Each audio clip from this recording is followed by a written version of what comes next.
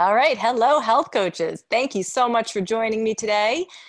A few weeks ago, I asked you guys, what do you hate most about being a health coach? I know it was not the most positive question in the world. I didn't mean to inspire negativity, but I wanted to get into what's really bothering you, right? So the first biggest number one answer we got was getting clients, which is why 2 episodes ago, we did episode 47 on that exact topic. And now today, I want to dive into the second most popular response, which was asking for money. Not surprising, right? It's like, you get the heebie-jeebies when you have to tell someone how much your health coaching package costs, or you have to ask somebody for their credit card number. All the money stuff can get really weird. I get it. My name is Michelle Fennickhouse. I am a certified health coach with my own private practice. I've been doing this for a long time, and I act as a mentor for my fellow health coaches.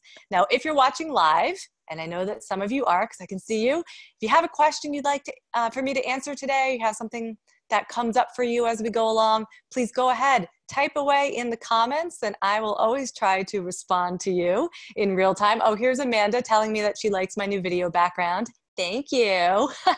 If you're listening via podcast, you can't see my video background, but it is evolving. It is always getting better. It'll be improving over the next few weeks. Anyway, I also want to remind you all of our 5-day challenge to create your signature program, because this is starting very soon. And we have over 700 coaches are registered, like as of this recording. So to join us and create your very own signature program, you can go to findyourbalancehealth.com/signature. Now let's get into this idea of asking for money. I was really moved to address this topic because of an Instagram comment that I got this week. And do you guys know that Health Coach Power Community is on Instagram, by the way? Like, that's the handle, Health Coach Power Community. All one word. Go on Instagram and you'll find us. Anyway, somebody left a comment, and I don't even think she's a health coach, so I'm not really sure what perspective she was coming from, but she was throwing some shade saying, healthcare is expensive as it is. Raising your prices doesn't make it accessible to people who real people just want to cater to people who can afford it, to feel validated in their pricing system and in their knowledge worthiness. I'm not saying you're not worthy of charging higher prices. I'm saying it's a shame. It's inaccessible to others. Capitalism at its best, she said. Ouch. All right. Well, point taken, first of all. And I think that this idea is why so many of us struggle to ask for money, because we're trying to do a good thing in the world. Like, health coaches are the nicest, most down-to-earth, most reliable people I know. We're not doing this because we want to get rich quick. So asking for money, especially a significant amount of money, can feel somewhat at odds with our values or what we're really trying to do here. So is this just capitalism? And are we being greedy? It just makes my skin crawl thinking of it that way, but I do understand why the commenter wrote that. Here's what typically happens, okay? First of all, health coaches tend to charge way, way too little for their services. Like, way too little. I am shocked. I've been in this business 10 years, and coaches are sometimes charging less now than I was charging back then. 10 years. Don't you think with just inflation, everybody should be charging a little bit more? Anyway, the reason I say that they're charging too little is, even if their calendar was absolutely booked with clients, like all day, every day, client, they still wouldn't be able to make enough to survive as a business or to survive as a human being, right? They can't sustain the business because they can't afford to keep in business. So they quit. They go back to working in corporate America, or they get a job at Whole Foods. Like, that is what happens. That means that you're not making enough money, right? That's life. So the way I see it is that if we're not charging enough, it's a lose-lose situation. Nobody gets health coaching in that case if health coaches are not actively working, right? And we have to go back to working in a job that we don't love. So lose-lose situation. Now, as for making things accessible, most health coaches, myself included, we put out a whole lot of free and low-cost content that is accessible to everybody. So we write articles, we have podcasts, we hold workshops that usually are free or they cost like $20, right? We run short and inexpensive programs all the time. But ultimately, we got to pay the bills, right? We got to pay ourselves in order to stay in business. Most health coaches, like I said, we are like, you guys are down to earth. You guys are some of my best friends or health coaches. Some of my best friends are health coaches. It's true. But we have to pay ourselves or we're going to be out of a job, right? So asking for money or planning to make money or thinking about making money or wanting to make money, is that a greedy thing? Is that a greed-driven idea? Because I see it as a way to make sure that we can continue doing this work that people desperately need, by the way. And when I think of it that way, I don't know about you, but it doesn't feel greedy to me at all. Now, if one day I am making billions of dollars, like some of the top dogs and like big pharma or, you know, heads of like big hospitals, you know, when we really talk about the cost of healthcare, if I'm ever making that kind of, and I'm selling a questionable product, please, I am relying on you, call me out on that, okay? But if I'm charging $2,000 to help somebody avoid sickness, avoid pharmaceuticals, increase their quality of life, and this is what we're all doing. If I can pay my mortgage and continue doing good work, yeah, I'm not going to feel guilty about that, not for 1 second. So we have to shift what this is all about, right? If you own a business, you have to ask for money, period. Like, let's say that you're shopping at the mall, and I say this, although I have not actually shopped in a mall in like, I don't even know how long. So let's say instead you're shopping online, you know, you're going to buy some sneakers. So I buy everything from like Zappos. All right. There's a little plug for Zappos. Sponsor of this podcast is Zappos. No, it's not. But I do shop at Zappos. And when I go shopping at Zappos and I buy my, you know, $120 sneakers, does Zappos feel bad about that? Do they feel guilty? Like, oh, maybe $120 is too much. Oh, she probably doesn't have that much money. Like, of course not. They don't feel anything about it. They just know that people are going to buy their sneakers at $120. Therefore, they're going to sell them at that price. And no one is calling them out like, hey, Zappos, that's not cool. You know, you're not making these sneakers accessible to everybody. Super uncool. Everybody needs shoes, Zappos. And that's how we kind of have to think about asking for money because it's a business. We're not asking a friend to borrow $100 because we're short on rent money and like feeling guilty and feeling shame. We aren't asking money to like take advantage of someone. In fact, I would even argue that the clients who pay the most, they actually get the best results because they're that much more invested in the process. Have you ever noticed that with clients? Have you ever worked for somebody for free and they kind of blow you off and they don't take it seriously, but then somebody else who pays you full price, like they show up, they do the work and they see progress. So asking for money as a coach is not personal, does not need to be riddled with guilt and shame and all the rest. It is a business transaction. This is the price. And if you've done a good job demonstrating why your coaching package can solve a person's big problem, they're going to see the value. If they can afford it, they're going to go for it. If they can't afford it, that's okay. It doesn't mean that you're doing anything wrong. It doesn't mean that you're a bad person. They can read your blog. They can listen to your podcast. They can attend your workshops, all the things that you're able to keep doing as part of a business because you have a business, because somebody is paying you. Okay, so we had another related question, and I'm curious if any of you watching live have any related questions. Go ahead and pop those in the comments. We had one come in earlier from Ariel and Lisa. Both of them sort of said that they worried about this. So the question is, I keep wondering if I'm really qualified to do this. What makes me qualified to do this? Will I be able to offer a true transformative experience to my clients? Will they come away a better person for working with me? I'm not a doctor. What am I really offering to them? I hear you, Ariel, Lisa. This is one of those big challenges that I think we all face at some point, especially when we're first starting out, especially when we have to ask for money. We don't really believe that we're worth it. And like, yeah, I could tell you all these reasons that you are worth it, and you should like practice these affirmations and all these, you know so much more than the average person, and doctors aren't even that good at helping people, even though they have so much school behind them. But I'm not going to go that route. I think you've probably heard all of that.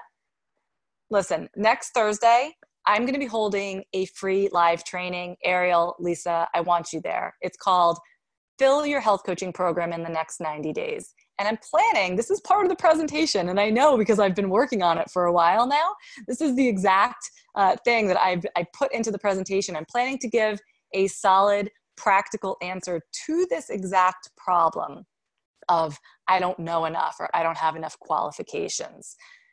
Can I even be an effective coach? Am I worth it? So Ariel and Lisa, or anyone who's feeling like, do I know enough? And anyone who's ready to just ask for money, fill your practice, help people get healthy and not feel a lick of guilt about it because I told you that it's allowed, please join me. Again, it's Fill Your Health Coaching Program in the Next 90 Days, and you can sign up at findyourbalancehealth.com/fill. And this training is going to be held on, It's Thursday, February 7th. If you can't make it live, although I hope you will, if you can't make it live, sign up anyway, because I will send you the recording afterwards. And again, that is findyourbalancehealth.com/fill. And if that URL doesn't work right now, I will fix it and it will work later. Now let's move on to some of your other questions. So here's one that came from Amanda. And Amanda said, how do you handle this situation? I have a new client that hasn't returned any of the intake paperwork, including the food journal. Wah, wah. She said, do you take time to get the info during the first session or have them reschedule? You know, Amanda, I see practitioners who work different ways. Some practitioners are like, no BS, you get that paperwork in or we are not having a session, and that's just like the way that they work. Personally, the way I would approach this it's fodder. It's fodder for your conversation. Was it difficult for you to complete the paperwork? Why do you think that is? What was it like for you to think about doing a food diary? What came up for you? What stood in your way? And in this way, you may learn an awful lot about this client. Maybe she's not doing the food journal because she is so scarred from like years of doing, Weight Watchers or whatever diets, and the idea of doing the food journal just freaks her out. So you want to know that. So I would definitely not let her get away with not completing them necessarily, but I would use it as talking points in that first session. I would go through the paperwork with her to whatever degree you can on the phone, and I would create some sort of compromise on the food journal. Like for some people, it's not the right exercise. So maybe it's something else. Maybe she's going to like summarize what she ate for the day, or she's going to take a picture of some of her meals and send them to you. You still want to get the information, but maybe you could do it in a way that works for her a bit better. And that's how I would probably approach it. All right, what other questions do we have today? I'm looking over here to see if anybody who's watching has shouted out any ideas of what they want to talk about, because I do have one in the queue from Shannon. And Shannon says, I am super discouraged and trying to figure out how to get clients. Shannon, go listen to episode 47. She said, I know this question is what so many coaches ask. Not one doctor who I have approached has responded with anything. I'm trying to not stay discouraged, but I'm just reaching out for some more ideas. My sweet husband innocently asked tonight, what's different about you from the other coaches? Why do you think it's not working? I know I can put more time and money into marketing and stuff. I don't expect clients to just drop in my lap, but I feel like our IIN training made it seem like this was, or sometimes they skipped over it. I'm sorry, I'm paraphrasing what she said. They made it sound like, oh, and then I would meet with clients, but how do you get the clients and where do you find them and how do they find you? Shannon, I think it's a great question. And I think you're probably right. When you're learning how to coach, you kind of have to assume you have someone to coach, right? So it's like, okay, you have a client. Here's what you say to them. But yeah, the question is, how do you get that client in the first place? So I just want to sort of offer that I've had a similar experience with doctors. Now, some coaches do great getting referrals from doctors, so I don't want to minimize that. It's a definite way to go, but there are some challenges there. And actually there's a lot of challenges there, but I'll just tell you my experience has been.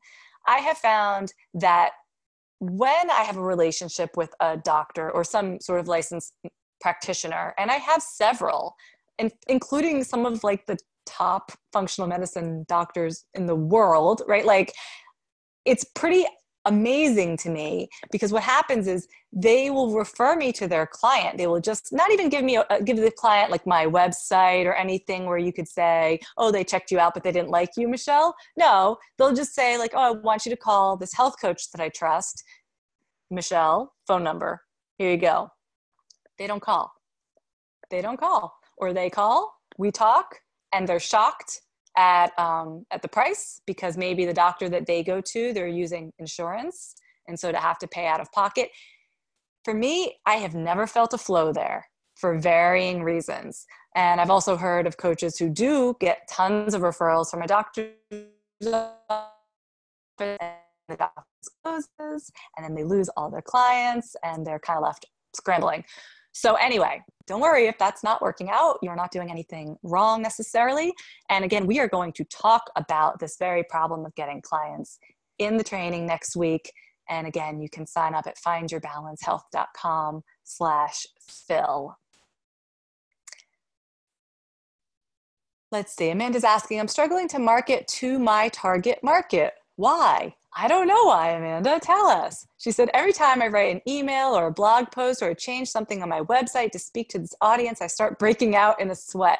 I know this is the right step for my business. Does everyone have this hesitation in the beginning? I think what you're saying is it's scary to go narrow, right? Like if your website says like, when was the last time you talked to someone about your health? That feels safe. That speaks to everyone. But if you're like, I can help you cure your endometriosis or whatever, now you're really narrowing in and that can feel scary. So we could talk about that for like a million years about why you need to do it anyway.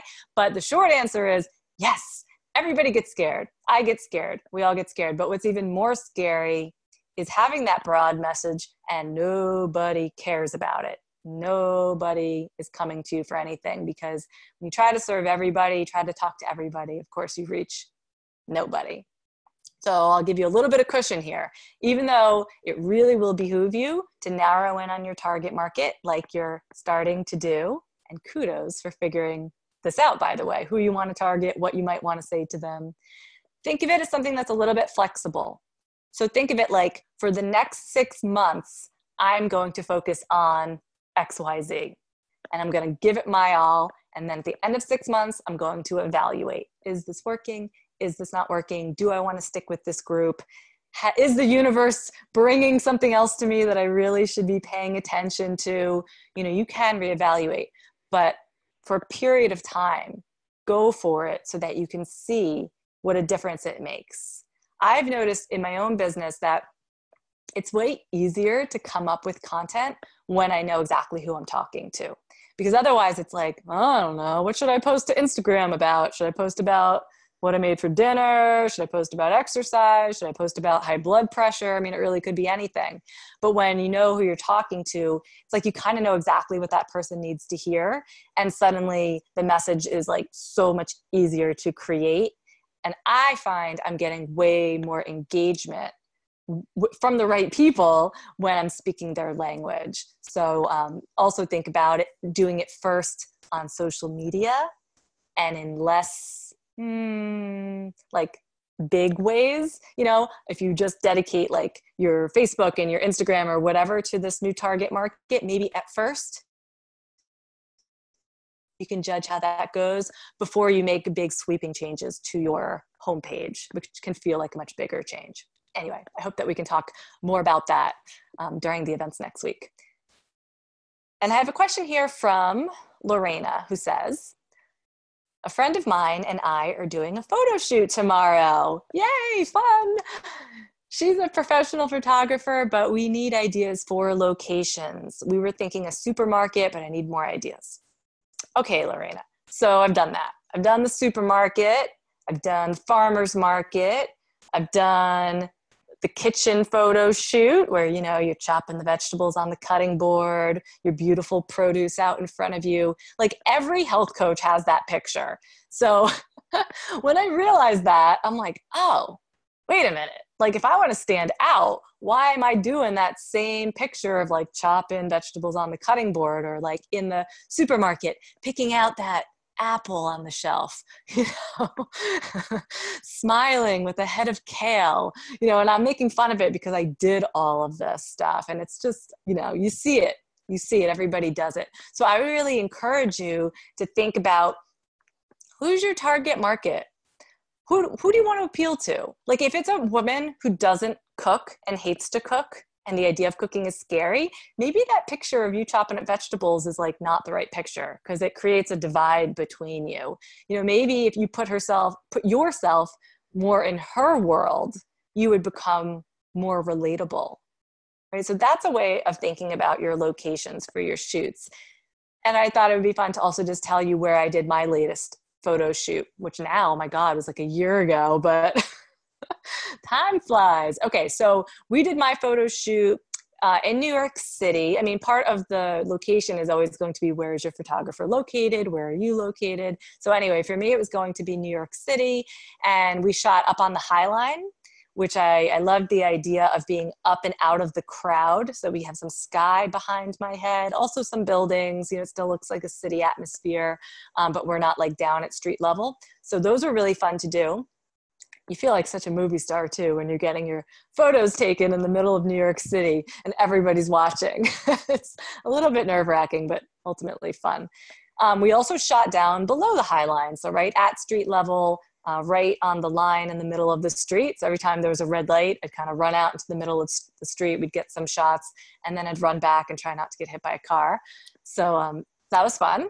And the other location that we did was just a glass building. It had nothing to do with the, oh, this is the right building, or, oh, this is the right location, because it was just that the lighting was so good. The light was coming through right around 4 o'clock in the afternoon. You get that great like golden hour.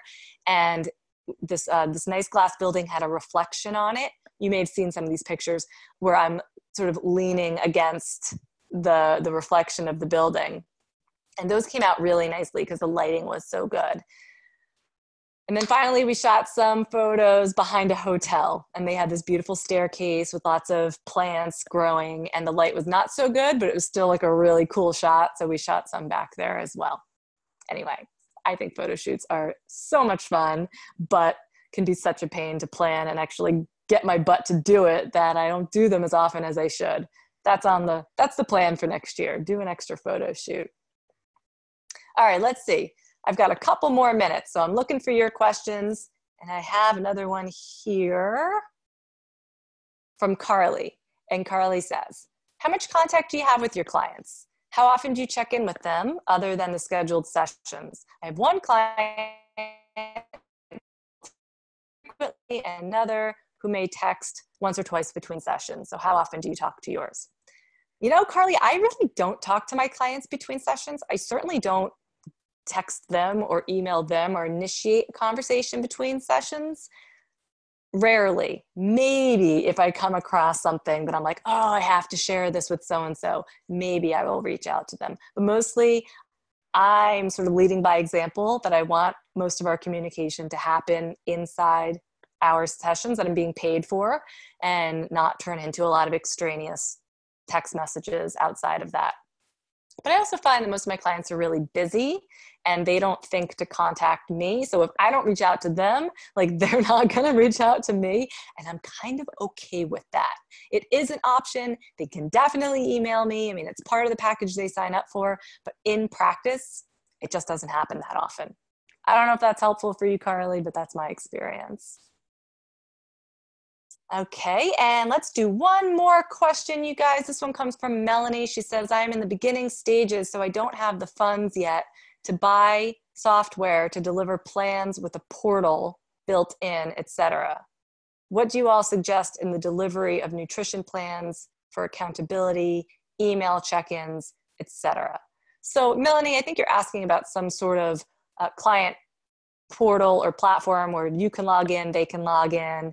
And as many of you know, I really like Practice Better, and it's not terribly expensive. Now, that being said, I also understand when you're first starting out, you don't want to spend a dime on this stuff.